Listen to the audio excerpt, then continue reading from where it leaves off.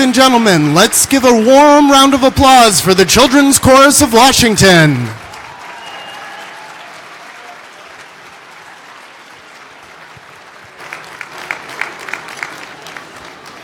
Our next song, Ashlo Shah, translates to "The world is sustained by three things: by truth, by justice, and by peace."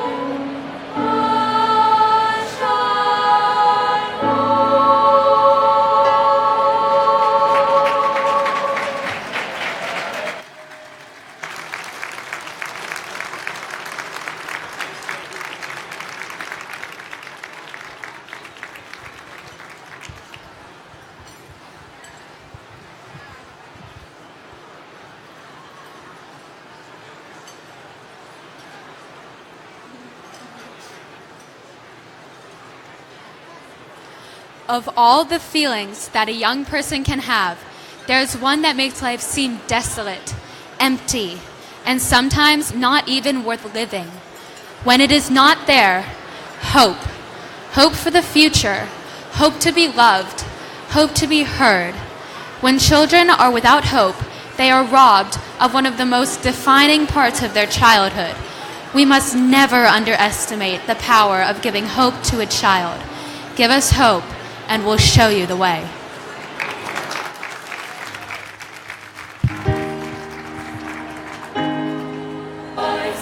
Can you feel the beat of my heart? Listen to the questions I have. Listen to me. It's all very simple to see what we need. Give us hope. My voice is calling. Can you see? Look in my eyes. Can you feel? My hand is reaching. Give us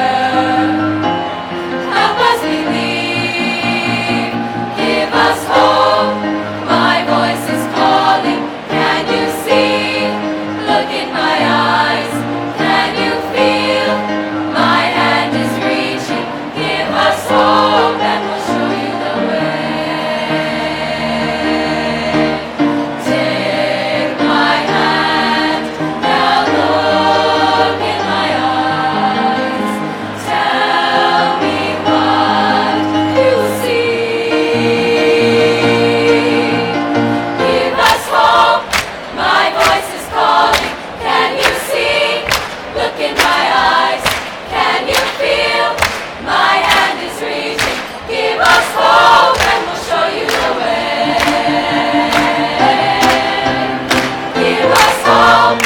My voice is calling. Can you see? Look in my eyes. Can you feel?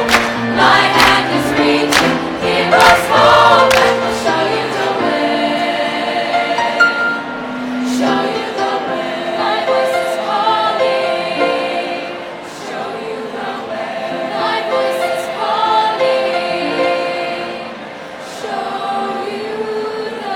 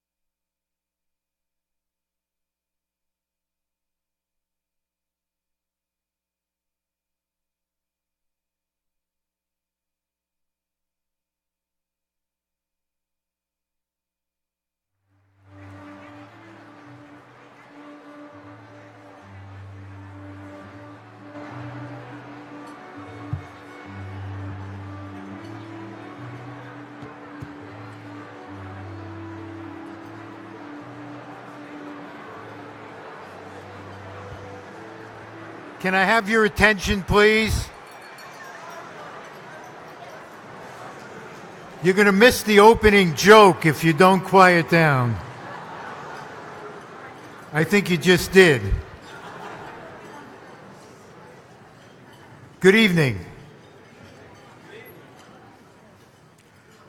I'm Mort Halperin, and I'm the chair of the board of J Street, and it is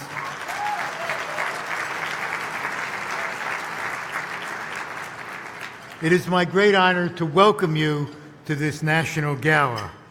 To begin with, I'd like to thank the wonderful group that we just heard singing, which is known as the Children's Chorus of Washington. Give them a round of applause. You may not know that one of the singers in the group is a woman named Shira Ben-Ami, who, as you might guess, is the daughter of our very own Jeremy Ben-Ami. You will hear more about Jeremy in the course of the evening, but I would be remiss if I did not take my time at the podium to express my deep admiration for Jeremy and to say how grateful we all are for Jeremy's leadership in conceiving the idea of J Street, in implementing the idea, and then of carrying us forward through these 10 years.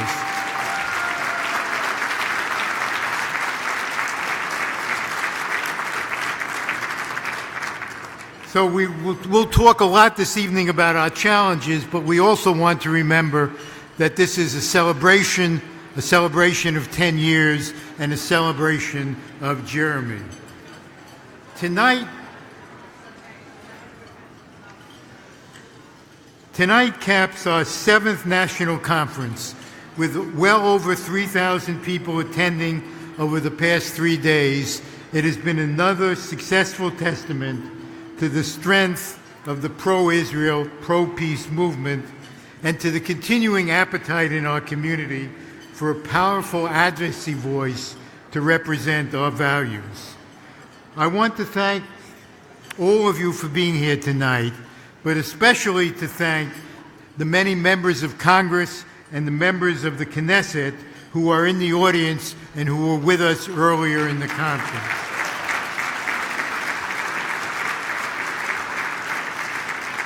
As most of you know, on this main podium today, we heard from Senators Ben Cardin, Bernie Sanders, and Brian Schatz. And we will hear later from Senator Dick Durbin, another one of the champions of a two-state solution.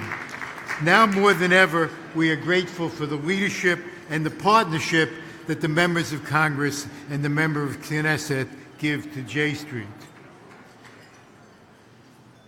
This organization was created for good and bad times, and all of you know that we are in bad times, especially for those American Jews who believe, as we do, that Israel can only exist as a democratic home for the Jewish people if there is a two-state solution. We face growing challenges to that belief, and I think we are going to enter a period in which we are going to find that more and more people desert the notion of two states. We already see the Netanyahu administration paling away the last vestige of pretense that it is for two states, refusing to say that it is for two states, and moving further and further in the direction of actual annexation, most of all of the West Bank. And we see in the United States the Trump administration saying it would only be for two states if both sides were for it, and many members of Congress now as well deserting two states. So we face on the right a growing attempt to say that annexation is okay and that we can live with one state. But I think we're also going to start seeing that from two other critical players here. First, in the Palestinians, who I think are coming to lose hope for a two-state solution and therefore are beginning to advocate, and in my view are likely to increase their advocacy for one state in which, as we were told this afternoon, everyone will have equal political rights in the one state. And in the United States, I think we're going to see a continued growth of the BDS movement and of a more general movement, again, for one state. And I think we will find ourselves in a position where our views are attacked from the right and from the left, and we need to remind ourselves that we really have no choice. There is no alternative to a two-state solution which allows Israel to live as a democratic state.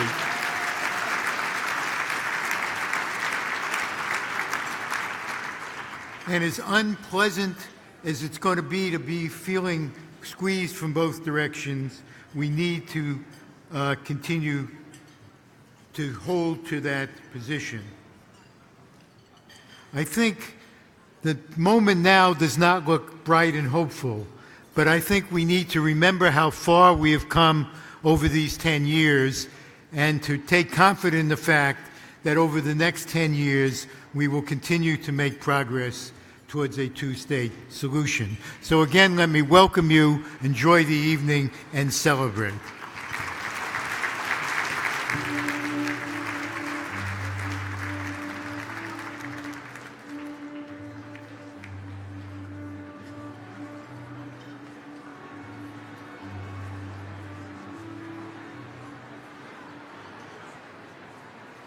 Ladies and gentlemen, please welcome Finance Committee member Devin Reed-Levitt.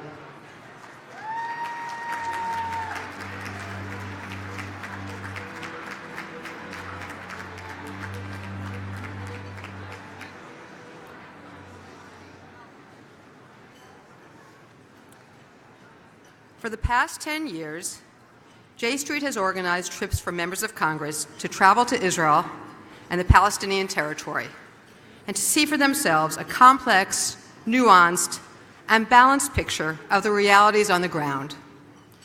Through these and other trips, the J Street Education Fund has helped better educate our elected officials and community leaders and help them to form partnerships with some of the most inspiring Israeli and Palestinian leaders and activists. I have had the honor of participating in one of these trips, so I can attest firsthand to the lasting impact of visiting and hearing from people on the ground. To that end, I'm excited to announce a major new expansion in this key component of our work. One of the most passionate believers in our educational work was one of J Street's first and most consistent supporters, known to many in this room from the political world and in the Los Angeles community, Len Hill. When I say Len was among our first supporters, I mean that literally. For it was Len who hosted J Street's very first public event at his lovely home in LA on the day we launched this effort 10 years ago yesterday.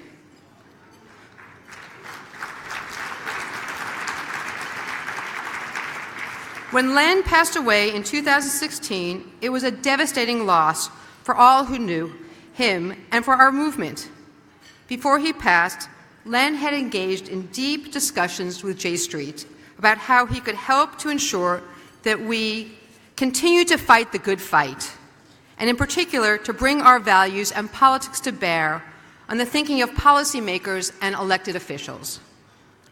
As someone with a background in film, Len understood the power of seeing in its ability to help change perspectives, teach lessons, and transcend written words on the page. He wanted more people to travel to Israel and the West Bank in order to see the realities for themselves. I am therefore thrilled to announce that in honor of Len's incredible legacy, the Leonard Hill Foundation has awarded J Street a $1 million gift.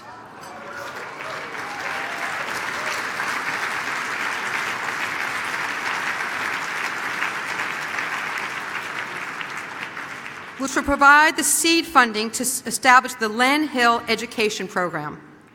This program is dedicated to providing American policymakers and opinion leaders with balanced information that lays the groundwork for pursuing Israeli-Palestinian peace through diplomacy. The program will fund trips to the region for hundreds of policymakers and opinion leaders, not only members of Congress, but their staff, community leaders, journalists, and others who shape political and public opinion.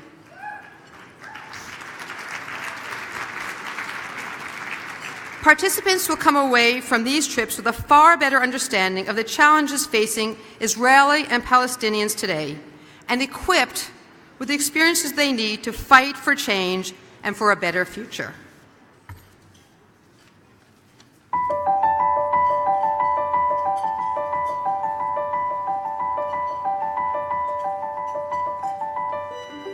The sense of responsibility to engage actively in a democratic society was certainly pressed on me from a very, very early age.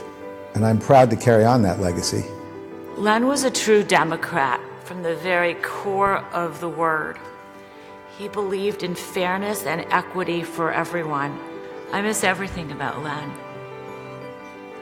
I miss his tenderness, his sharp wit. I miss his ability to create a cohesive community, which he uniquely could do. Len made the world a more just place. Len was a man of action and conviction, and if he saw something that he didn't agree with or something that he thought was wrong, he would do something to make it right. Len cared deeply about the state of Israel. Historically and presently, the fact that it is a home for Jews was truly important to him. I looked at Len as a brother. You know, he was really very much cut from some similar cloth. The idea that J Street was going to work within the political system, fighting the fight and getting into the arena and duking it out. I think that's what attracted him, is that he liked a good fight and he wanted to win. Len saw the Israeli-Palestinian conflict as a battle for the soul of the Jewish people. And Len saw J Street as the way to effect positive change. The Len Hill Education Program will support trips to Israel and Palestine for members of Congress, their staff, and other opinion leaders and decision makers. We go to see the Kotel and we go down to Hebron, and you get your feet on the ground and see the facts from the view of the people on both sides of the conflict. You walk in their shoes. That enables you as an American policymaker to play a more productive role in resolving this longstanding conflict. We hope that by giving this gift to J Street, we are able to accomplish that goal, and hundreds of politicians can learn about the struggles of Israel and the plight of the Palestinians and help be educated on the two-state solution. When we leave behind a legacy and make a contribution as Len has, what it says is that what I stand for will live on, that the work isn't done. The problems are likely going to be there for a generation, 2 generations, many generations to come. I believe that part of Len's legacy was to engage the younger generation and to engage our family to be more active in politics, for us to stand up for what we believe in. I think Len would be looking down on us right now and be very happy and would be smiling to know that his legacy lives on in this manner.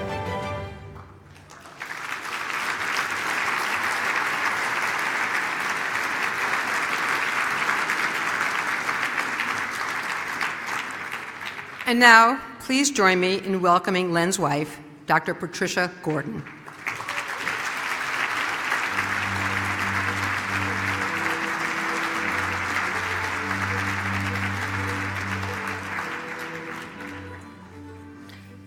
Thank you, Deborah. Thank you, Jeremy. Benjamin and I are so grateful to be here this evening. Len Hill was the man, once met, never forgotten. I am honored to have known him, blessed to be married to him, and I am deeply saddened to be without him. J Street was a commitment for Len. It was his goal to support intelligent understanding of the Israeli-Palestinian conflict and the importance of building a two-state solution.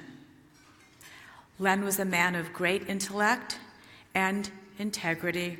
He believed that knowledge and understanding should be the foundation for equitable solutions.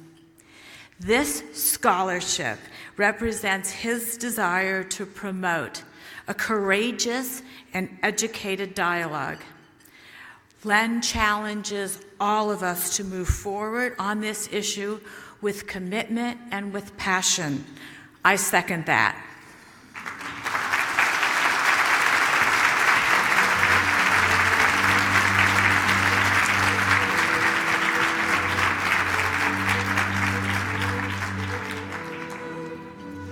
Thank you, Patty.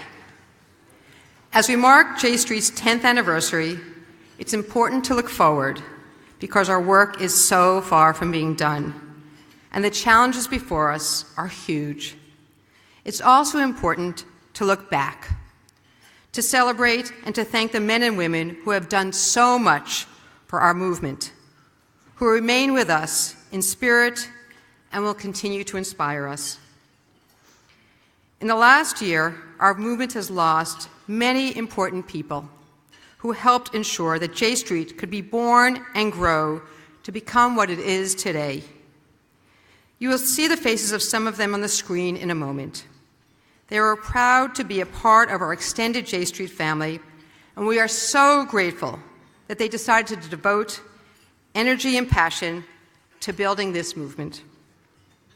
The very fact that so many of you are gathered here in Washington, speaking out for peace and justice, for diplomacy and for eternal Jewish and human values, shows that this precious legacy that they helped to build lives and breathes in the hearts and souls of each of us. After all, we stand on the shoulders of those who came before us, the ones who planted the trees, for us to enjoy, knowing that they themselves would never see those trees reach their full maturity. This is the aim of the J Street Legacy of Peace Society, of which my husband and I are proud members. like many of those whose memories we are honoring today. It's a way of ensuring that the work we have all put into J Street will endure even after we no longer are here. It's a way of investing in the future of our community, our movement, and the work still to be done to finally bring peace between Israelis and Palestinians. When we think about the future, we might be excused from regarding what is yet to come with anxiety and trepidation. There's nothing new about that either. Our parents and grandparents witnessed the Holocaust and the birth of Israel. We ourselves may have memories of the Six-Day War and the Yom Kippur War. But now Israel faces a different existential challenge: how to continue to fulfill its promise as a homeland for the Jewish people and remain a democracy that protects the rights and liberties of all people. Helping to secure and guarantee that next chapter in the history of Israel and the Jewish people is the great project that J Street is committed to. We, like Moses, may not personally enter the Promised Land, but if we climb the mountain, gaze into the future, we can all see it before us. And so with deep gratitude and pride, we honor the memories of some of these very special individuals.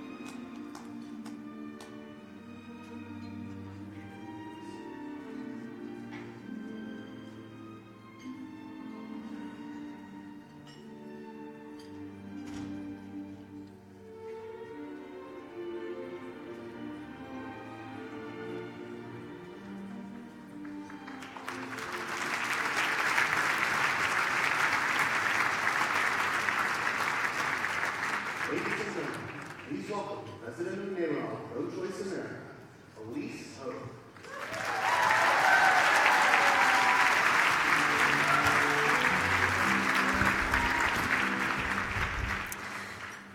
In 2007, I was living in San Francisco working for an organization called MoveOn.org when my boss, Eli Perezer, called to say a guy was coming to town who he wanted me to meet. Eli told me his name was Jeremy, and he wanted to start a progressive alternative to AIPAC. I was intrigued and a bit nervous. Now, nervous may sound like a strange adjective for someone who had been as out there in the social change world as I had been. By that time in my career, I had done battle with big banks over environmental standards, marched in countless anti-war protests, and sent emails to literally millions of people opposing most of President Bush's agenda. Nervous was not synonymous with me exploring new social change projects, but this was different. For years, I had tamped down and tried to ignore how my progressive politics were diverging from my relationship I had with my Judaism and with Israel as a Jewish state. I had been raised in a solidly AIPAC family, and while my parents gamely rolled with my evolution as an activist, questioning AIPAC's lock on the Jewish perspective on Israel remained a no-go zone around the family dinner table, and if I was honest, in my own mind. And then on the other side were progressive allies who had a reasonable critique of a hardline approach towards Middle East peace, and what I believed to be a far less reasonable critique and more one-dimensional antipathy towards the country I loved and understood to be a symbol of hope in a world of anti-Semitism. I had no safe space in this festering debate, and so I chose to withdraw until this call. A week later, Jeremy and I meandered easily and aimlessly around the Embarcadero in what started to feel more like a therapy than a strategy session. I nodded as he told me of his concern that Jews were locked into a paradigm that didn't properly express our collective values, and his vision that there be a healthy debate, more voices at the table, and a more robust affirmation for people like us who wanted to hold peace, human rights, and our Jewish identity and affinity for Israel in simultaneous harmony. All of a sudden, I felt the visceral burden of years of holding my progressive politics in one hand and my Israeli politics in another. I knew this thing he was talking about, this idea, must happen. Entrepreneurs say the best ideas are the most simple. They answer a question that has been irritating people for years, and that's certainly true for J Street. It was obvious from the very first conference 1 year later that Jeremy had tapped a vein ready to explode. I came to speak to the J Street U students about the elements of activism and organizing, and there was so much excitement, so much energy, you could feel the air crackling around you. But it wasn't just the students, the multiple generations that filled that first conference, not just to witness or to learn, but to participate, demonstrated that this was an idea whose time had come. Not without pushback, mind you. Personally, for me, from family members who saw my name all the way across the country on the speaking roster, and professionally for Jeremy, who had to repeat relentlessly his unimpeachable credentials to be able to even start to voice his vision. Still, it's too simple to suggest that Jeremy just filled a slot and anyone could have done the same. And in fact, one of my favorite stories to chide Jeremy about is his early insistence that he was just setting this thing up and then he was going to hand it off to someone else. I smiled and nodded and indulged my new friend, even though it was 100% apparent, even at that time, that this was Jeremy's calling, that J Street needed Jeremy to become all it could be. These jobs are hard. Long days, time away from family, tiny steps forward with what feel like giant steps backwards. Upsetting the status quo is rarely something people line up to thank you for. The infrequent affirmations that come from a newly organized group of people can be steamrolled immediately by entrenched interests aligned to undercut you. Every opportunity, every crisis can take on a magnified quality, making the person in the hot seat feel completely irreplaceable all the time. But Jeremy has balanced the demands of work with being present for his family and friends in a way completely unique to this town. Jeremy returned phone calls, lent ears, dispensed advice with his typical humor and incisiveness. Jeremy's movement leadership is defined by his combination of enormous strategic acumen and his profound sense of humanity. This has never been a game to Jeremy. Sure, he's in it to win it, but winning is more than a single vote count, greater than the sum of any one election cycle, and tops having the last word with a political foe. Jeremy reminds us that what draws us together transcends a political fight. It's a soulful quest.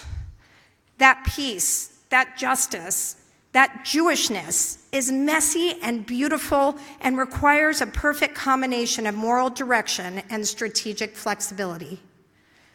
The past 10 years would have been the furthest thing from easy, even if we lived in normal times, and we don't live in normal times.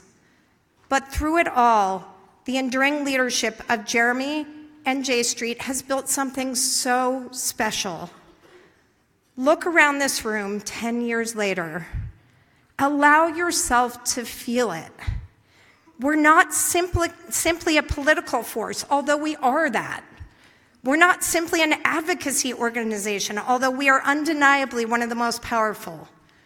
J Street is a home, a peace of mind, and a peace of heart for so many like me that were searching silently before we even knew we were searching for harmony in our values and in our lives.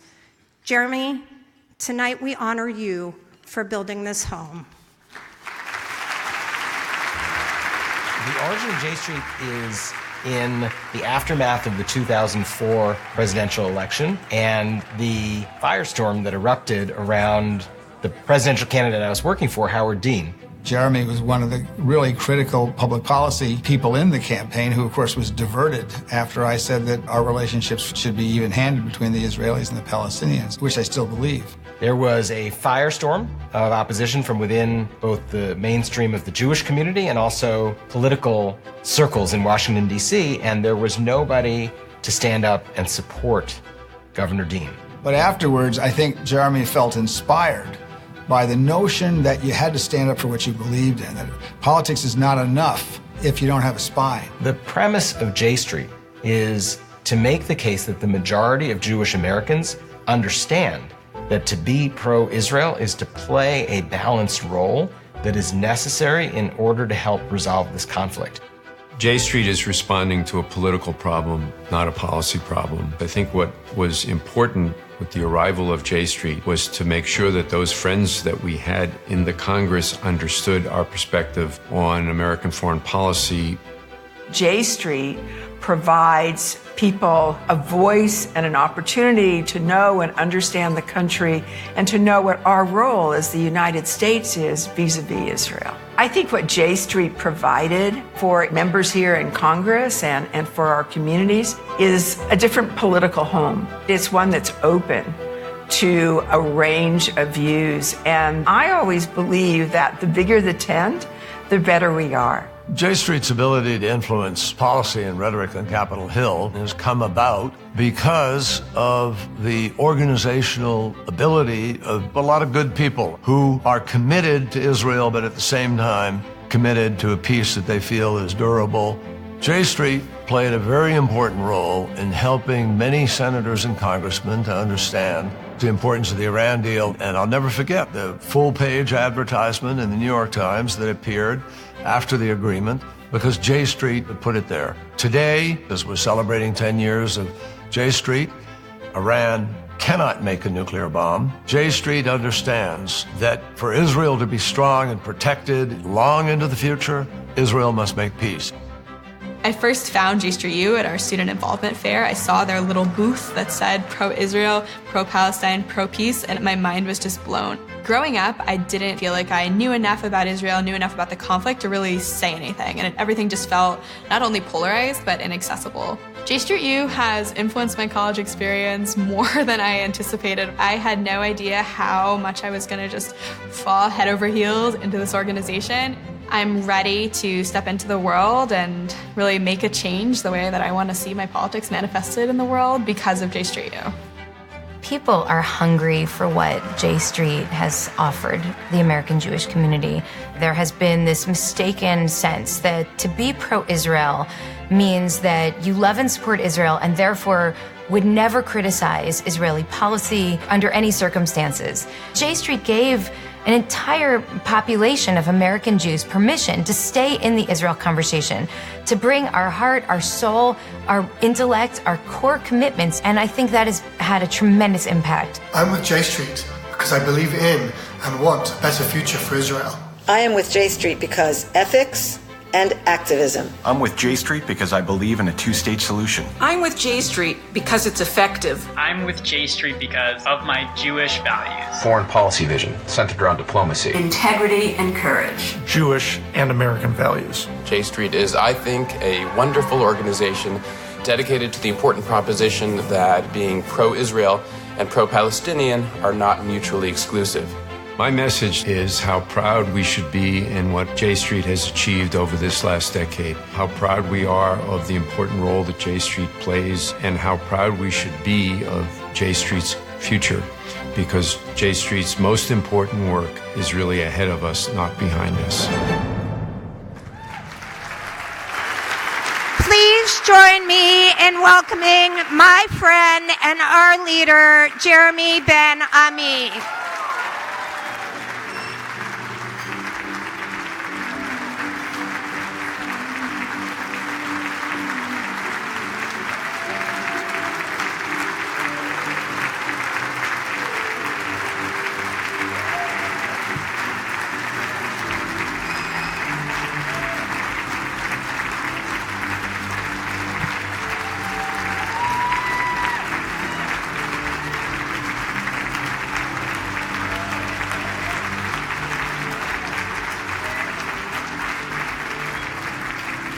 Thank you.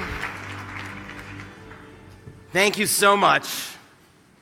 What an incredible evening, what an incredible few days, what an incredible 10 years. About 10 and a half years ago, I told my wife, Eliza,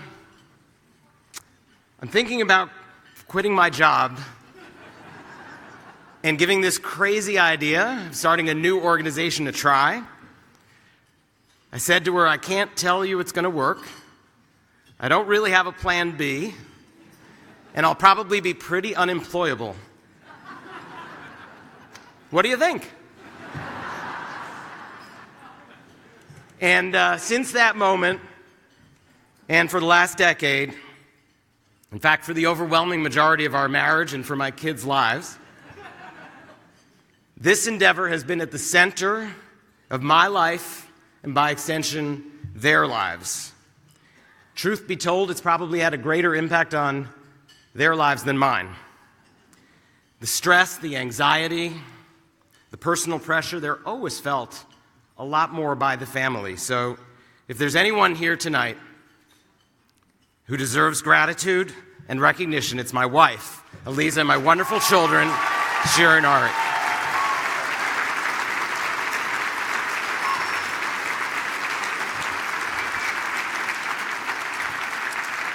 I also want to take this opportunity to thank from the bottom of my heart the incredible people who have made this organization possible.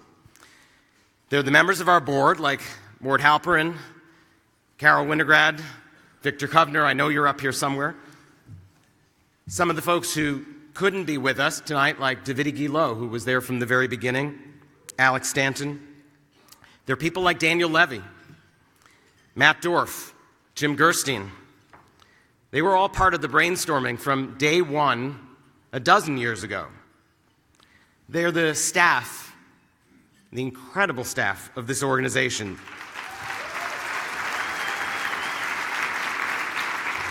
You know, it's hard to believe that we put together our first alumni listserv of the staff in advance of this conference. It has over 100 people. Combined with the 70 who work for us, that's nearly 200 people who've been part of making this organization possible. I particularly want to thank Rachel Lerner, Jessica Rosenblum, that's right, Steve Krubener, Dan Kalick, Dylan Williams, Adi Tellem, Kate Press, and Rachel Eisner. They have all worked here as long as I have, basically.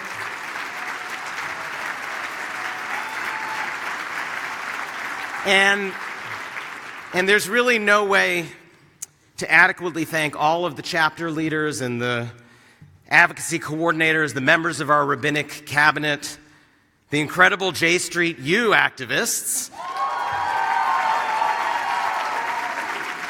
But this 10th anniversary, it's a moment for all of you, for all of us, to step back and appreciate what we have built and all that we have achieved over the past decade. But those of you who know me well undoubtedly know that this moment of appreciation of what's been done is going to be brief. Because this is a moment of dire crisis for the United States, for Israel, and for the Jewish people. It's a moment on when we need to focus on what still needs to be done. It's a moment that cries out for action. In the United States, we see what I believe is the gravest threat in my lifetime to the greatest system of government the world has ever known in the form of Donald Trump and the horrific impact he has had on the politics of this nation. And similarly, in Israel, we face a threat to the 2,000-year dream of reestablishing a state that serves as the national homeland of the Jewish people. It's a dream that motivated my great-grandparents to travel from the Pale of Jewish settlement in Russia in the 1880s to settle and build a home in the land of their ancestors. It's a dream that motivated my grandparents 100 years ago to buy a piece of a sand dune north of Jaffa in order to build a modern city that today is Tel Aviv. It's the dream. Let's hear it for Tel Aviv.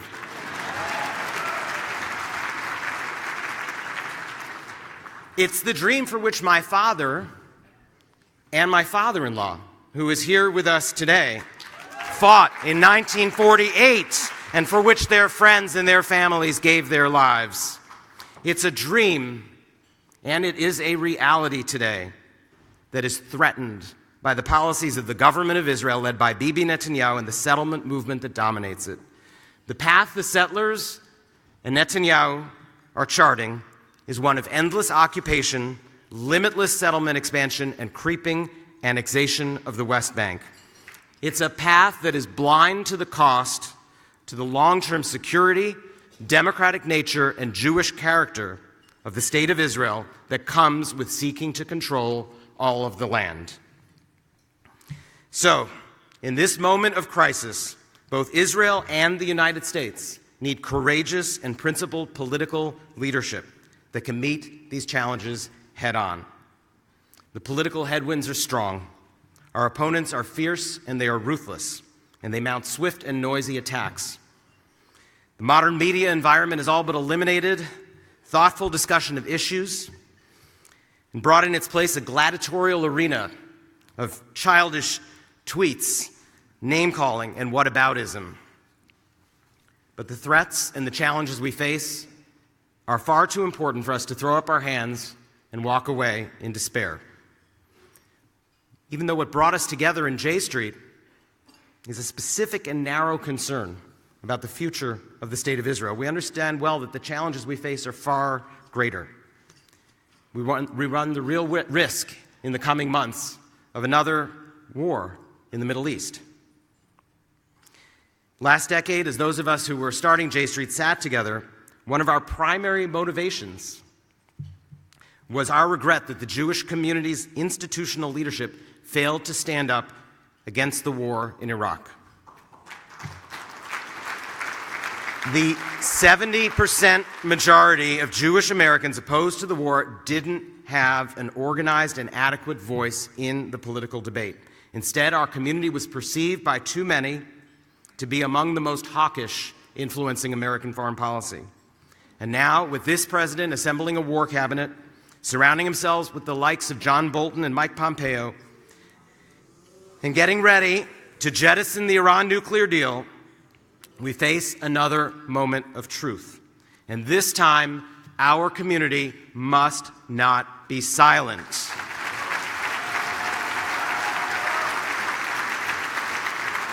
We must call loudly and clearly on Congress, stop a reckless and uninformed president from starting yet again down the path to war. The confrontation with Iran that the hawks in this country, in Israel, and in the Gulf seek will have horrific consequences, not just for the State of Israel, but for the entire Middle East and the world. And the threats posed by the present political leadership go well beyond the loss of the two-state solution and the shredding of the nuclear deal with Iran, well beyond the mandate of J Street. Climate change, non-proliferation, water and resource management globally, gun control, immigration, racial and social justice. Liberal democracy itself is at risk as the United States under Donald Trump abandons the vital role that it has played in the world, on the world stage, for the last 70-plus years. But what ties all these issues together, issue after issue after issue, is the need for political leadership that is willing to take risks, to challenge political orthodoxy, and to stand up, as Howard Dean said, for what is right. In this room tonight are dozens of members of Congress and the U.S. Senate, and a fair number of the candidates who are looking to join them. J Street exists. J Street exists to provide those of you strong enough and courageous enough to lead us in a different direction with the support that you need. The essence of J Street, the essence of what we honor here tonight, is that for the sake of our children, for the sake of our grandchildren, for the sake of the planet and all the people who live on it, we must stand up to the loud and powerful voices on the extremes and fight for what we know is right.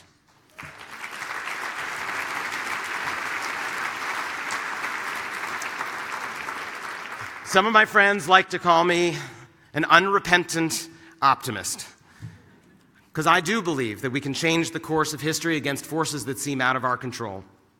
But as I've said to many J Street groups over the years, when I'm asked if a glass is half full or half empty, I do not accept the question. I just want to know where the pitcher is so we can fill the glass up. I buy the notion that President Obama sold me, that we are the change we've been waiting for. It is on us to build the future that we want. I believe with all my heart that the success J Street has enjoyed in our first decade is only a precursor of the success that lies ahead in our second. Thank you for supporting our efforts to shape the future through J Street.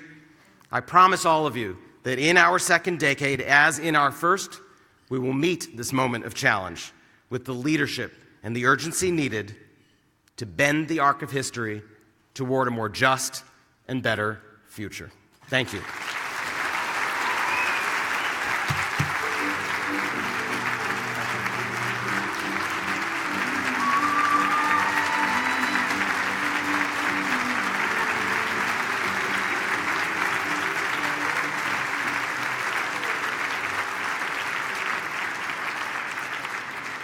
Ladies and gentlemen, please welcome J Street Planning Board member Bill Singer.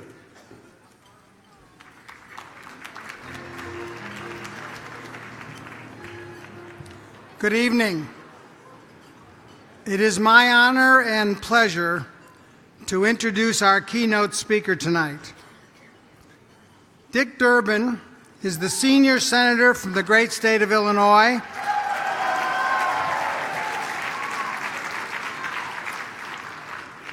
The Democratic whip of the United States Senate, and with J Street's help, the majority whip of the United States Senate.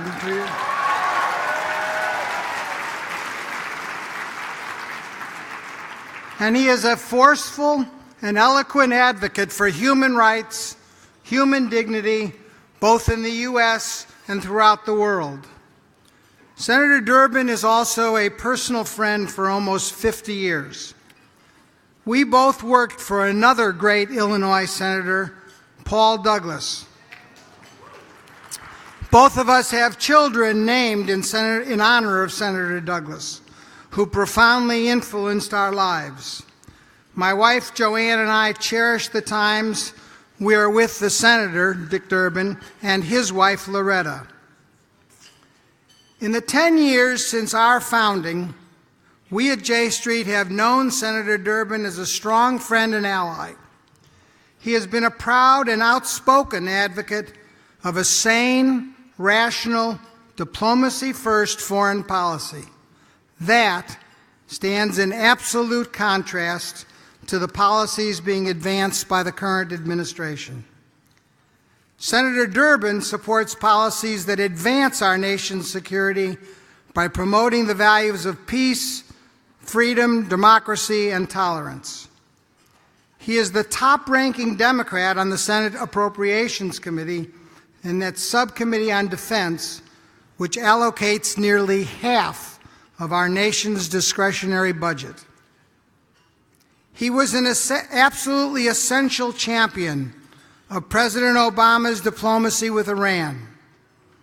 In late summer 2015, when many predicted that the nuclear agreement with Iran would be gutted by a Senate resolution of disapproval, Senator Durbin, with our help, orchestrated a David versus Goliath battle to preserve the accord. An article in the Washington Post was titled, quote, "How Senator Durbin Spent His Summer Saving the Iran Deal," close quote.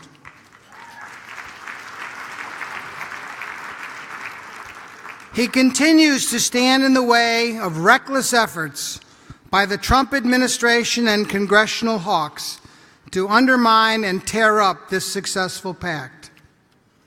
In 2002, Senator Durbin was one of only 23 senators who voted against the invasion of Iraq. When he talks about the dangers of an unnecessary march to war and touts the importance of diplomacy, he knows what he is talking about. We know we can count on him to be a steadfast and passionate voice against the likes of John Bolton and Mike Pompeo as they try to push our country down that path once again. As a rock-solid supporter of the State of Israel, Senator Durbin understands that the only way to secure its future as a democracy and as a homeland for the Jewish people is through a two-state agreement with the Palestinians. He demonstrated his commitment to that essential goal last year when he added his voice to a letter from 10 senators to Prime Minister Netanyahu, opposing demolitions and settlement expansion in the West Bank. The senators wrote to the Israeli leaders, quote, "We urge you to change course so that you do not foreclose the possibility of establishing two states for two peoples," close quote.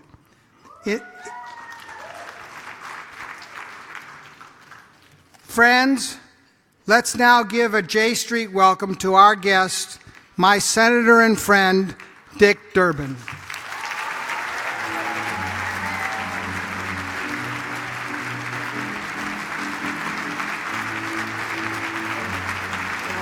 How are you?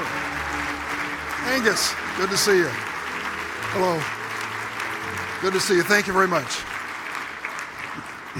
Let me thank Bill Singer and also acknowledge George Mitchell is going to be a critical part of your program this evening. I see my colleague Angus King, and the lights are keeping me from reaching out. There's former Senator Mitchell. Good to see you, George.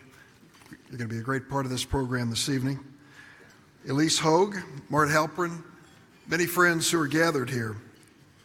10 years ago, as Jeremy has just recently recounted, he had a vision for what it meant to be a true friend of Israel, a vision that echoed the words of former Secretary of State John Kerry when he spoke about the United Nations resolution condemning Israeli settlements. Here's what John said: "Some seem to believe that the U.S. must accept any policy, regardless of our own interest, our own positions, our own words, our own principles, even after urging again and again that the policy must change. Friends need to tell each other the hard truths, and friendships require mutual respect." As we mark the 70th anniversary of Israel's War of Independence, it's necessary that we continue to tell the hard and sometimes uncomfortable truth to our friends. I want to tell Jeremy and all of you who made J Street a reality, you've been such an important part of the dialogue here in Washington. You have changed the conversation. You have moved us forward in a new dialogue as a nation in support of Israel, but a nation that is dedicated to a vision of a two-state solution. 2 years ago, I came to J Street to thank you for supporting President Obama when he called for an historic understanding with Iran. It was an incredible achievement, not just for the President and the United States, but for Israel, for the world, and you were part of it. Here's what this deal did. It put in place the most intrusive monitoring regime on any nation's nuclear program since the Nuclear Non-Proliferation Treaty. It reduced Iran's ability to produce a nuclear weapon by reducing its centrifuge and uranium stockpile, and it extended the breakout time to produce a nuclear bomb. I didn't know that I was going to be personally engaged in the whipping of this, although I do that for a living in the Senate. But as it turned out, there was some uncertainty in the beginning as to which Democratic senator would take the lead. And Harry Reid gave me a nod in my direction and said, "Proceed, do your best." And I did. I reached out to my colleagues on the Democratic side to try to measure where they were and what was going through their minds. And there were a couple things we did which were a little different. One of the first things I realized was that August is a deadly month. It's deadly because the members of the Senate and House disperse around the world. Some of the greatest ideas in politics die in August. People sitting on beaches, sipping drinks, forget all about this place, and don't want to be bothered. And so I decided to become the pest that every whip must be, and to figure out where every Democratic senator was at every day of the month of August. And periodically to call and ask them, how are things with the family? Been thinking about the nuclear agreement with Iran? Can you make it back for a briefing? The CIA would like to talk to you. Number of agencies. And so we kept people at least in conversation. As I was doing this, members were speaking among themselves, groups of them, interested in this issue. They came back from the August break, and if you'll remember, the dominant theme at that point was not this Iran nuclear agreement. Those who opposed it didn't say we're against the agreement. They just said, oh, we can do better than this. And so I decided to try something I'd not seen before, and I invited to meet the Senate Democratic Caucus the ambassadors from the P5+1 nations. They sat at a table, the ambassadors of China, Russia, sitting next to one another, ambassadors from Great Britain, France, European Union, Germany, they were all there. And our caucus asked them questions in a very informal way. And the first question, of course, was, will the next agreement be better? Which led to laughter from these ambassadors. They reminded our caucus, do you know how long we've worked on this? Do you know what it took to reach this moment? If you naively believe that tomorrow there'll be a better agreement, you're wrong. And then I can recall the ambassador from one of the countries, I won't name, said, do I understand that you are going to turn on your own president and vote against him? Really? Members of the Senate Democratic Caucus thought about those answers, and they brought in the experts and asked hard questions as well. And the net result of it was 42 members of the 46 members of the Senate Democratic Caucus supporting the Iran nuclear agreement.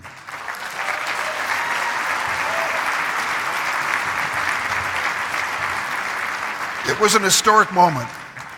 I don't think I imagined at the outset that it would turn out the way it did, but it did. And you played a big role in that. You may not realize it, but I hope you do, because you were the other voice in the room. You were people speaking up for Israel and for the agreement.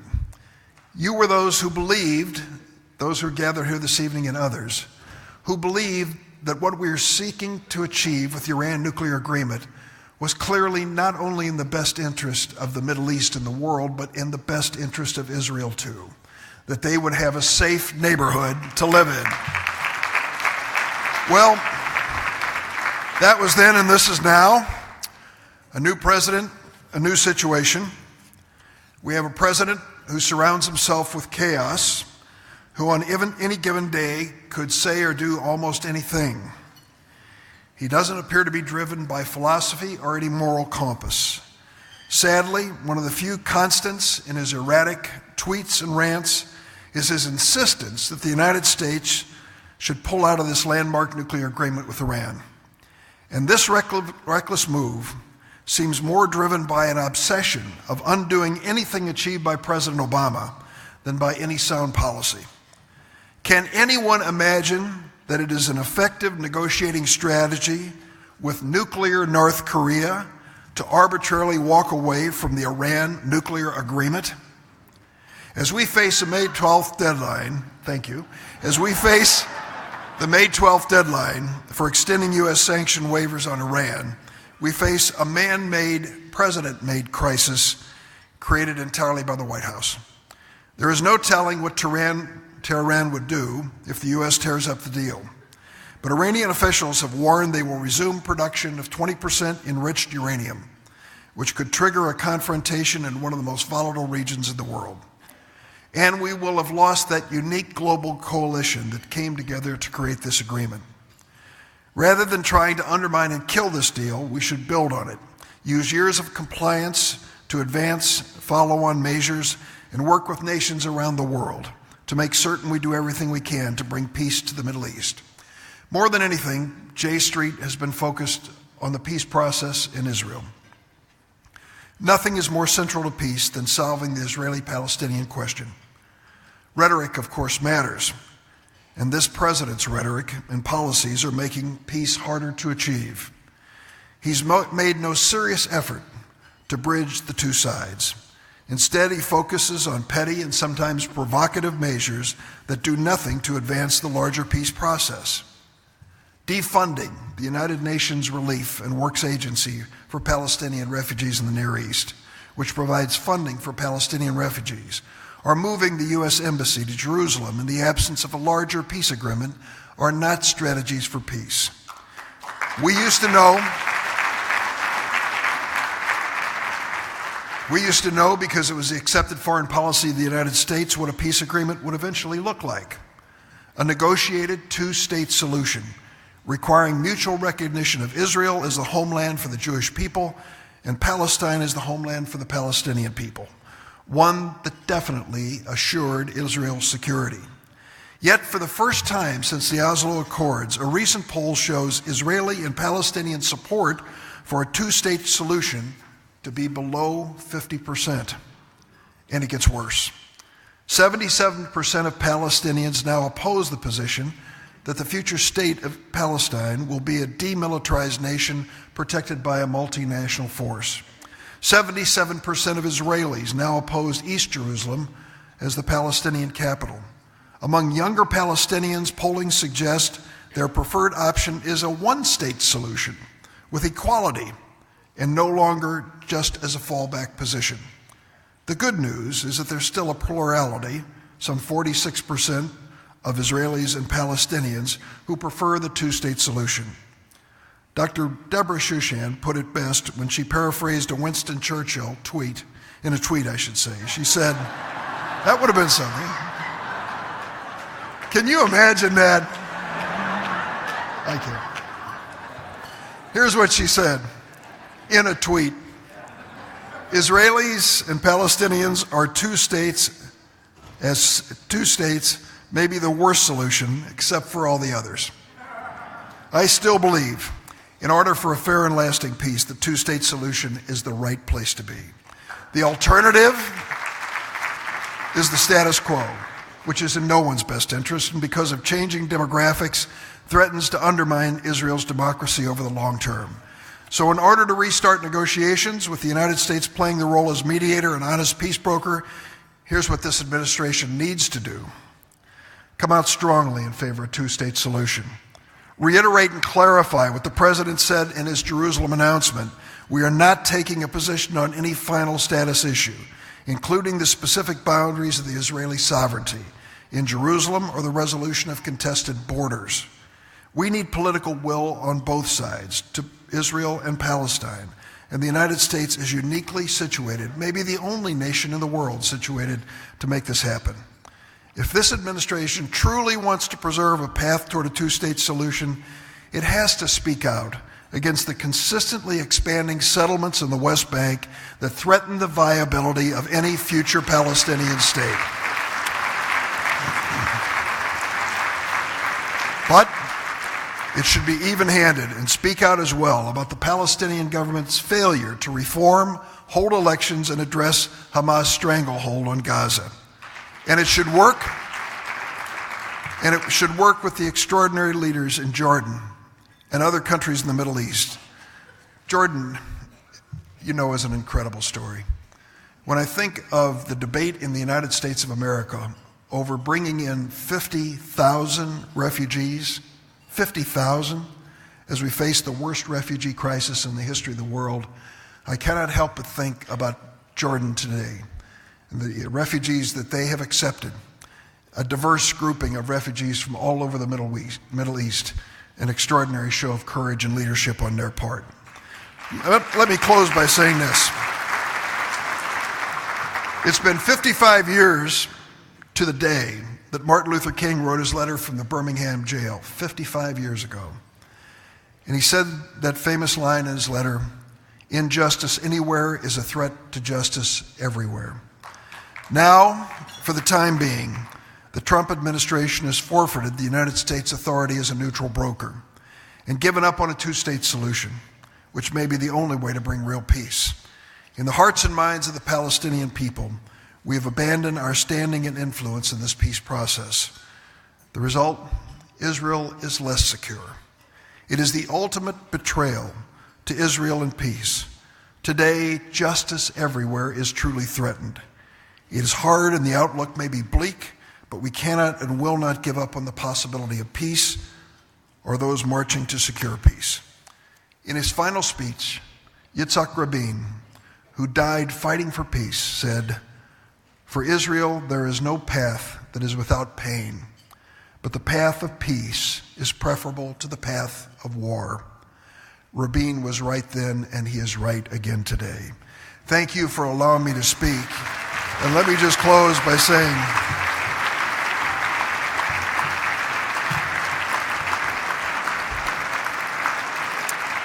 my friends in J Street, if I can just, one word in closing. You're such a critically important voice in this political process. I hope you appreciate that when members of the Senate and House sit down to make some of the toughest decisions, they remember things that you've said. They remember your friendship, they remember your encouragement. What you have achieved in 10 years is truly extraordinary. A commitment to the future of Israel and a commitment to peace in the Middle East. Thank you all so much for allowing me to speak this evening. Thank you.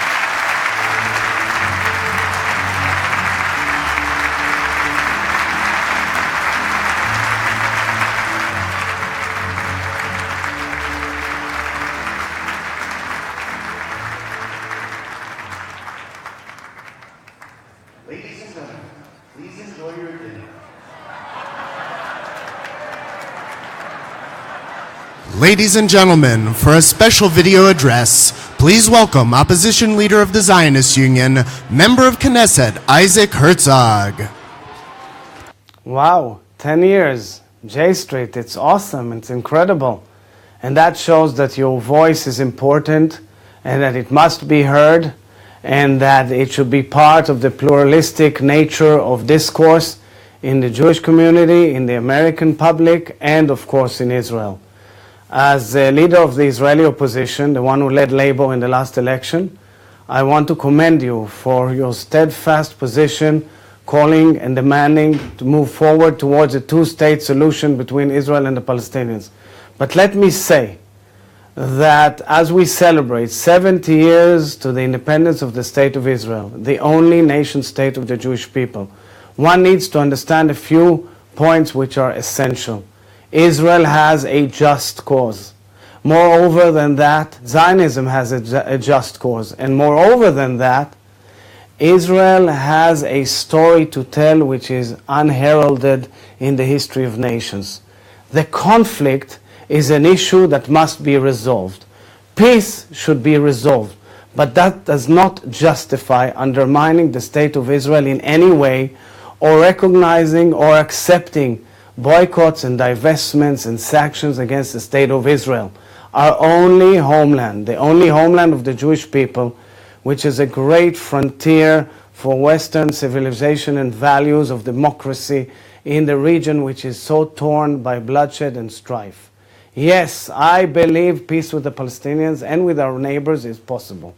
Yes, I believe that as part of the strategic challenges of the region, where Iran spreads hate, yes, spreads hate, when a leader on our northern border butchers 700,000 people from his own citizens, including by gas, we should understand where we live in. And yet, the great values which were laid down by our founding fathers, from Theodor Herzl down to David Ben-Gurion and Yitzhak Rabin, were values of equality, values of social justice, values of extending our hand to peace while protecting and defending and preserving the security and well-being of the people of Israel. So let us work together, Israelis and Jews from all over the Jewish diaspora around the world. Let us work together, Israelis and leaders abroad, to try and yet again reignite the peace process in order to preserve and to protect the nation state of the Jewish people, the nation state which was recognized by the UN resolution in 1947, we must work together to separate from the Palestinians and lead to an independent Palestinian state side by side with Israel, living in peace under security guidelines that preserve and protect the well-being of the people of Israel. I wish you well in your conference, in your deliberations, and let's hopefully meet soon at the 20th. Wow, 10 years, J Street, it's awesome.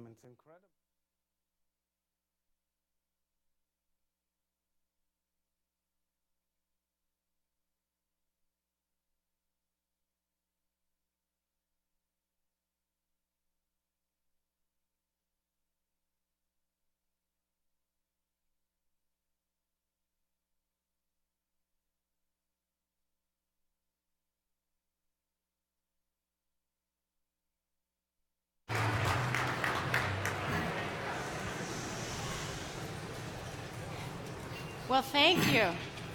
First of all, congratulations to Jeremy and to all of you for getting to the end of dinner and the conference. Everybody loves to come and talk on the stage after dinner, right, Senator Mitchell? That's right. That's a specialty of our politicians. So I think we're all in good hands with Senator Mitchell tonight. I figure we might as well jump right out of the ballpark while you're eating your dessert and start with the T word. It hasn't gotten that much attention this evening, but yes, I'm talking about Donald Trump. Just the other day, of course, when he announced his strikes in Syria, he had a comment that I wanted to read to you about the prospects for peace in the Middle East. It was not a super optimistic comment. He said, no amount of American blood or treasure can produce lasting peace and security in the Middle East. It's a troubled place. It's a very troubled place. So is America out of the peacemaking business, or is this just a temporary detour, sir? I don't think we can or will be or should be out of the peacemaking business. But before I go further, I want to join in congratulating Jeremy, all associated with J Street, on your 10th anniversary.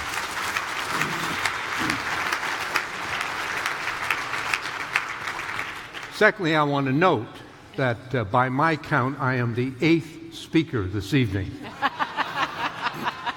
So I feel like Zsa Zsa Gabor's 8th husband on their wedding night. I know what to do, but I'll be damned if I know how to make it interesting.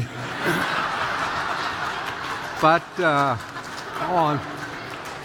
on the theory that although everything's been said, not everyone has said it, and so I'll be glad to give you my thoughts on the question you've asked. We're done. The United States is the dominant world power, will be as far into the future as humans can see. Indeed, I think contrary to much current commentary, notwithstanding the nationalistic views of the current administration, I believe that the next several decades will see an expansion of American influence, an increased spread of culture, other forms of internationalism by our country, because it is in our national interest. The international regime established in the aftermath of the Second World War, led by the United States, created a period of relative prosperity, relative democracy, far greater than had existed in the world prior to that time. A long way to go to universal success in any area. And although the world is a very dangerous place, the fact is that by the most important metric, human lives, the world is now much safer than it was in past centuries. In the 20th century, in a world in which the total population was a third to a half of what it is now, 100 million people died in conflict. There are too many deaths now, but they're in the dozens, the hundreds, and the thousands. We have to do our best to advance democracy and our interests. the President takes the view that treaties and alliances and agreements with other countries harm the United States because we don't, quote, we don't get anything out of them. The fact is, treaties, alliances have been extraordinarily beneficial to the United States because we do get enormous benefit from them. We derive tremendous help from helping others. And let me get to the Middle East. We have a vital national interest in a stable Middle East in many respects. First, we have an unshakable commitment to Israel's security, the right to exist behind defensible borders. We can best serve that interest by having a presence in the region. Secondly, although we all know that the world must, in the coming decades, transform to a carbon-free economy, under the most optimistic of scenarios, that will take decades, maybe longer, and in that time, a continued steady flow of petroleum and natural gas from the Middle East remains vital to a fully functioning world economy. Less to us because we've had a huge increase in our own production. And thirdly and finally, we do well where democracy does well. I reject the notion that it is somehow wrong or arrogant for us to encourage and promote others to pursue the same democratic values that we want. And the proof of the pudding is one of the great problems in the world today is the large movement of people across national borders, fleeing their countries, looking for freedom and opportunity in other places. And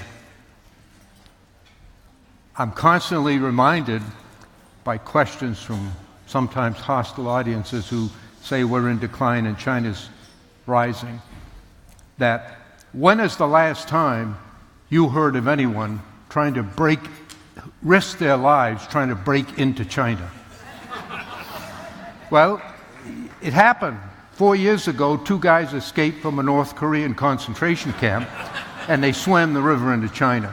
Yet one of our greatest problems, one of the greatest problems in Europe, is the flood of people coming, and they don't risk their lives to come here because we have the best cruise missiles. They come here because what they see is freedom and opportunity. The same thing that led the grandparents and great-grandparents and everybody else here in the room. And that's our great strength. I can see, and I'm glad to know that you're still an optimist, Senator. I am. I think to be a politician is an optimistic thing. To be a peacemaker is an even more optimistic profession. So glad to see that you're in the right profession. But let's talk a little bit about where this two-state solution lives today. It's an object of catechism in this group. Yes. It is something that you very much believe in. I do. But we've been talking really for the last decade about whether the two-state solution is dead or merely on life support.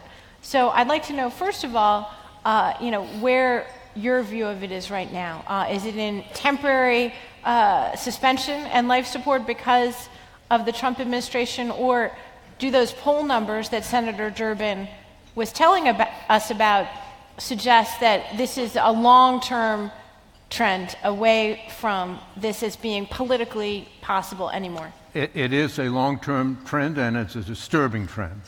About a year and a half ago, I published a book precisely to make the argument that the only realistic solution is the two-state solution. And Israel secure behind defensible borders, with people free of the fear and anxiety that so much dominates their lives, and a Palestinian state, independent, sovereign, non-militarized, that does not pose a military threat to Israel. Now, it is a fair subject for criticism because it's been around for a long time and it hasn't been achieved. But what I and my co-author did in the book was to carefully analyze the alternatives. And when you analyze them, neither of them, and it's basically a one-state solution or a sort of status quo extended. And neither of them can produce a desired result. Both of them will inevitably, if adopted, end in a huge and violent outbreak. And the only possible answer is a two-state solution as the type I've described. And so I wrote the book to try to stem the tide that Dick Durbin mentioned and to try to reverse public opinion. It is noteworthy in his comments that a plurality still supports a two-state solution in Israel, somewhat less so among the Palestinians, but I think once you get into a serious negotiation with a prospect for success, in Northern Ireland, where over a span of 5 years I chaired 3 separate sets of negotiations, very difficult. We had 700 days of failure and 1 day of success. And you just celebrated the 20th anniversary of that just last week. Yeah. Just last week.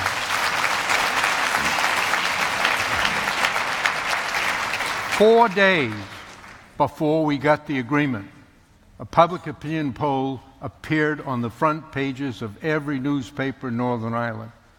And it showed that 83% of the people believed no agreement was possible.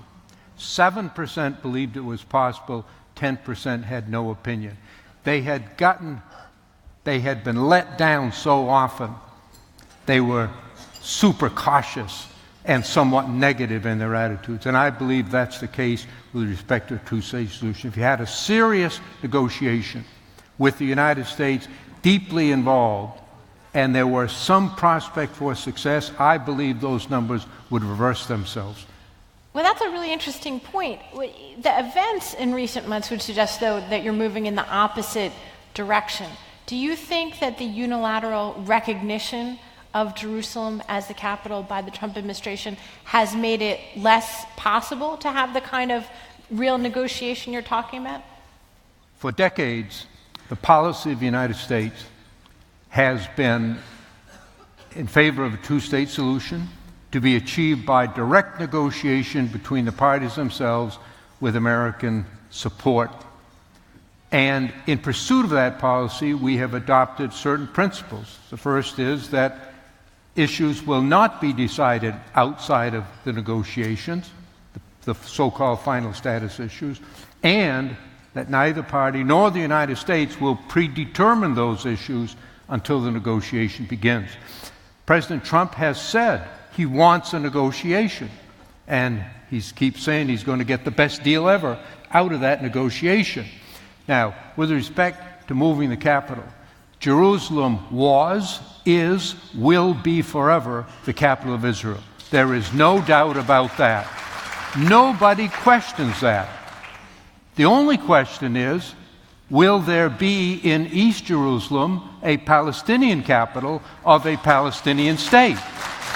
So, the president's defenders are rhetorically correct in saying all he's done is recognize an existing fact. But in fact, what he's done with what I believe to be an unwise and premature decision has made getting negotiations started and getting an agreement in negotiation far more difficult than it was in the absence of that. And the significance of it is the two groups that have been the most outspoken in favor of the decision are the very right wing in Israel, including many in the government who are publicly opposed to there ever being a Palestinian state on the West Bank, and Hamas, because both of them don't want this to end with a two-state solution. And so I think that for many Israelis, of course, they see it as a welcome thing because it recognizes what they know to be the true capital of Israel. But it makes achieving the ultimate goal far more difficult and therefore was, in my judgment, unwise. So you and I, though, were talking a little bit beforehand, and you actually have some surprising views about why there are actually some positive developments in the region when it comes to the possibilities there are. for peace. I do a lot of speaking and a lot of interviews, and I'm often asked, well, what do you think about Jared Kushner being over there and being negotiator? My answer is, I hope and pray he succeeds. And the fact is that probably more important than the identity of the American representative are the circumstances in the region. There are many moving in a very negative way. We can see, of course, the tremendous upheaval and convulsion occurring within Islam. The divide between Sunni and Shia, which existed for 1,400 years, was not a religious difference. It was a political difference, a fight over power between two groups on the death of the Prophet Muhammad. Over 1,400 years, it's had periods of remission and then intense conflict. It's now very intense, spreading. But there are other countervailing factors. I believe that the Arab leaders, the leaders of the Muslim world, are increasingly coming to recognize and to accept that Israel's there to stay. The statement by the Crown Prince, soon to be King of Saudi Arabia, recently was significant, something that their leaders would say in private, but never before in public. Well, do you think Donald Trump should get credit for that? He thinks he should get credit for that. Well, you tell me anything that he doesn't think he should get credit for.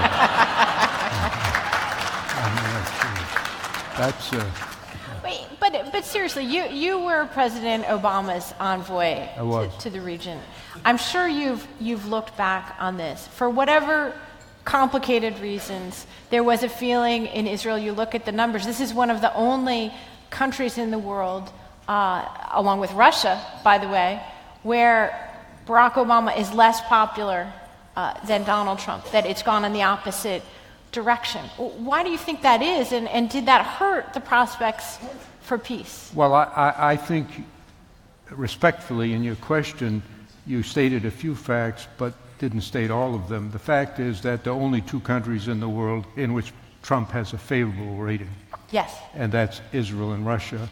President Obama had a favorable rating in the vast majority of countries in the world, so I think that's absolutely. That's the my full question. context. Yes. Yeah, that's the full context.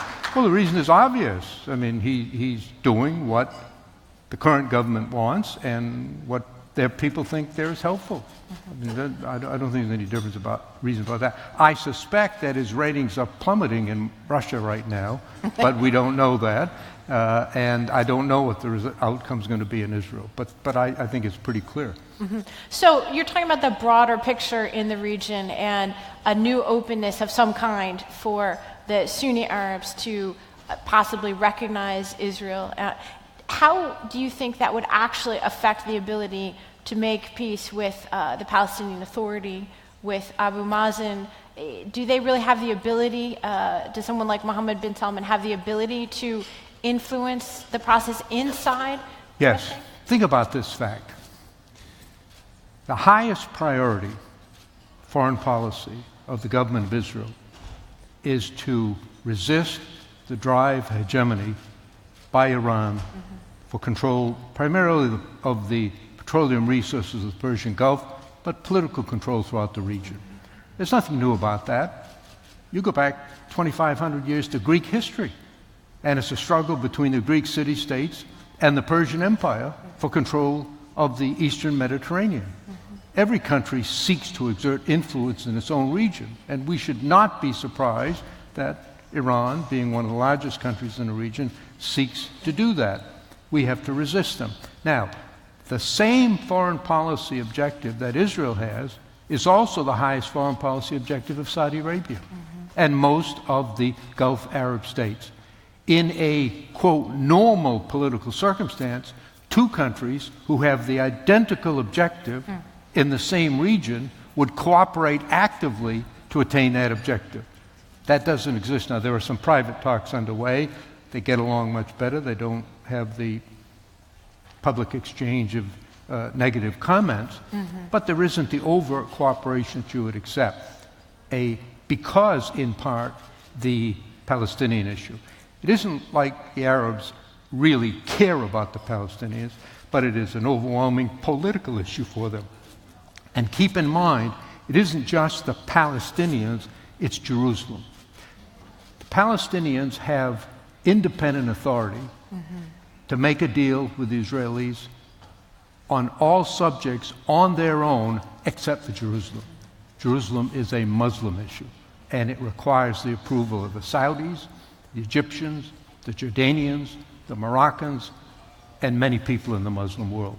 So there is a basis for some common security arrangements as they both try to resist the drive for hegemony originating in Iran. The Arab states, as part of the Sunni Shia and the ancient hostility between Persians and Arabs and Israelis because of the direct threat to their existence. And on that, next to the last point, most Americans underestimate the ancient hostility between Persians and Arabs. When Saddam Hussein went to the gallows and the noose was placed around his neck, the last words he spoke were, "Damn the Persians." It's a tremendous hostility there, augmented, intensified by religious differences, but independent of them as well. Well, so let's talk about the Iran deal. Senator Durbin talked a little bit about this, but we're facing this deadline very soon, in May 12th. Yes. It's a self-imposed deadline in many ways. All indications are that the president's new national security team agrees with him that the Iran deal was not a good deal and that he should do what he can to abrogate it. Is there, as you put your negotiator hat on, is there any way for the Europeans to figure out a way to work with political figures here in Washington and actually convince Trump to save it? What would you do if you were in the middle of this negotiation? Well, first, the context. The United States led the world into the nuclear age, and for the past 7 decades has led a worldwide effort to restrain the dissemination of nuclear weapons with considerable success. There are dozens and dozens of countries in the world today who possess the capability to produce nuclear weapons, but who refrain from doing so in reliance upon the United States and the nuclear non-proliferation regime created under the leadership of the United States. It's a remarkably successful story. A brief digression. Of the many disturbing statements that were made by President Trump during the campaign, the one that disturbed me the most, frankly, and that to the best of my knowledge has never been modified or reversed, is when he said it might be a good thing if Saudi Arabia, Japan, and South Korea got nuclear weapons. I cannot imagine a policy more destructive to the national security interests of the United States or instability around the world. Now, he hasn't repeated it as president. He what? He hasn't repeated it. But he hasn't reversed it either. Right. He hasn't disavowed Well, thank God for small things.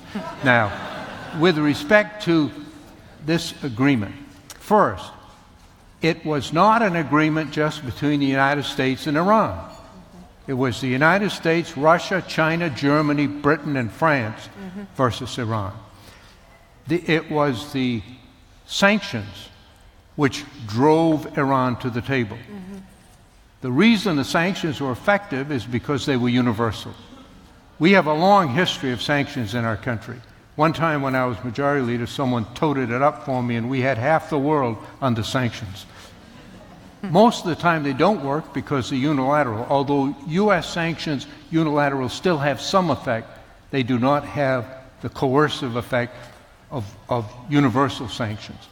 So, as other speakers have noted, those who opposed the nuclear treaty said, oh, well, just reimpose the sanctions and they'll come crawling back. Well, as Senator Durbin pointed out, we couldn't reimpose the sanctions because the other 5 countries publicly stated they would not reimpose the sanctions if the agreement were rejected. So we would then go from universal sanctions, which were effective, to unilateral sanctions, which would not be effective. So the idea that you could have got a better deal is, frankly, doesn't hold any water. Now, is it perfect? Of course not. It's a compromise. Does it last for all time? No, one of its weaknesses. But it is indisputable that Iran has changed its course and its policies and is in compliance with the agreement, and as it seeks to extend its domination of the region, it is far less effective without a nuclear weapon than it would be had they achieved a nuclear weapon.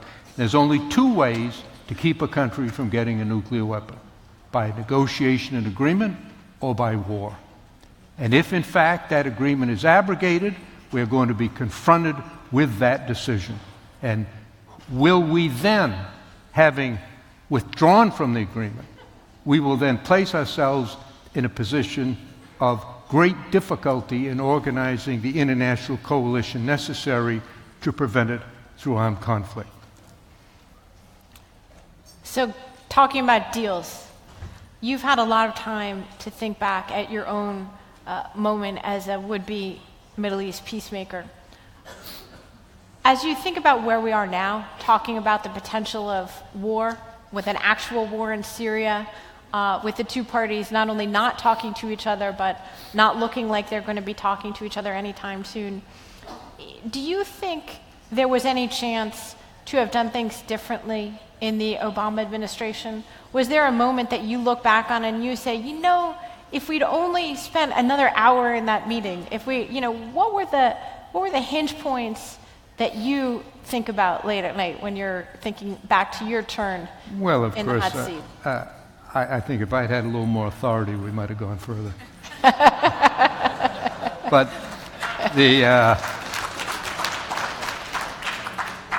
I was in the room in September of 2010, along with Secretary Clinton, with Prime Minister Netanyahu and President Abbas. I'd spent dozens, maybe hundreds of hours with each of them separately, and I came to the following conclusion. Their societies are divided on the question. We heard the statistics earlier and we've discussed them. So any political leader about to enter into momentous negotiations affecting the life and future of their society, knowing that the slightest compromise will arouse the hostility of half of his society, knowing also that in order to get an agreement, there has to be compromise, has to have some sense of confidence that it will be worth it, that we can do it and get an agreement. And in the case of these two leaders, it's completely lacking. Now, this is what I'm about to say is speculation on my part, but it's based on many hours of personal discussion, much study of the subject. I believe that Prime Minister Netanyahu thinks that Abbas does not have the personal or the political strength to enter into the kind of agreement needed, and most importantly, to implement it. And therefore, he's got to ask himself, why am I going to go through this when I know it won't work because of him?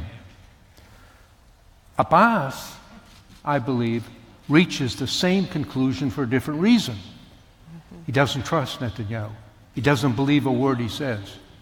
And he doubts Netanyahu's commitment to the two-state solution and did cite to me personally. He was against it, he was for it, he was against it, he was for it, and now he's for it, sort of. And so he believes that they can't ever reach an agreement because Netanyahu doesn't really want one. He wants only to placate the United States, and therefore why should he endure not just the political heat, but the tremendous personal threat to his own life and safety that would come with reaching an agreement. And therefore, they both seek to create the impression that they want negotiations when, in fact, they're staying away from them. Now, it will take maybe new leaders, maybe a change in heart, maybe a change in circumstance, but I believe it will happen. Because I believe that societies, like individuals, ultimately act on self-interest. And it takes a while sometimes to figure out your self-interest. The voters in Kentucky and Ohio and Pennsylvania and Michigan and Wisconsin are now finding out how their self-interest is being served. And so I think that the people of Israel and the people of the Palestinian people, and at some point some leaders are going to figure out this is in the best interest. Now let me describe to you one of many conversations I had with Prime Minister Netanyahu. I tried to make the case for the two-state solution. He made the sensible argument. Look, the states are collapsing around us. And this was in the early stages of the so-called Arab Spring, much worse now. He said, if we create a state, it could collapse. And we'll have Hamas right on our doorstep. And that's a serious thing. You can stand on the West Bank with a shoulder-fire rocket and hit Ben Gurion Airport in Tel Aviv. My answer was, it is far more likely that the Palestinian Authority will collapse in the absence of an agreement than as a consequence of an agreement. And you can see that happening today as the standing of Abbas and the Palestinian Authority is declining among his people, and the single most important reason is they think he's an enforcer of the Israeli occupation because of the intense security cooperation that still goes on to this day. When you recall when Corporal Shalit was kidnapped, that Hamas made a raid on Israeli territory, killed 2 Israeli soldiers and captured 1. And it became a huge symbol of national concern within Israel. And so for years, the Israeli government negotiated with Hamas through Egyptian and German mediators, and they finally negotiated an agreement. 1,000 Palestinian prisoners for Corporal Shalit. I begged the Prime Minister, give some prisoners to Abbas. Give some prisoners to them. There's about 12,000 Palestinians at all times in Israeli prisons that rotate in and out, so they have a stock there. And I said to him, give Abbas some prisoners, because if you don't, the message to not just the Palestinians, but to the whole Arab and Muslim world, the only thing that works is violence. Hamas comes in, commits an act of violence, kidnaps a soldier, and you give 1,000 people from Abbas, for whatever his faults and weaknesses, and they are many, has for 25 years stood up and said, we are opposed to violence, we accept Israel's right to exist, we honor prior agreements, and he has pursued a very aggressive internal policy of suppression of Hamas. When I was over there, one of the constant complaints I got were from these NGOs and international good cause groups who complained about the harsh treatment that the Palestinian Authority was handing out to Hamas. Arrests, detention without charge. Of course, they cycled them in and out too. You know, they let them in, arrested them in the front door, they let them out the back door. And so that can't go on forever. Well, Senator, your point, I think, is really well taken, that it's not so much the terms of the deal that were the issue when you faced it. It was the politics and the politicians who would make it. And if you didn't have the politicians who had the strength to make the deal, they weren't going to make the deal. Isn't that true of every negotiation? Well, that's exactly right. So what I was going to say is we're getting the red light. We know you've been a very wonderful and patient audience. Senator, my guess is the group would like to recruit you as an American mediator and call you back into our divided society. Thank you very much. Thank you. Thank you so much. Thank you, Susan. Thank you.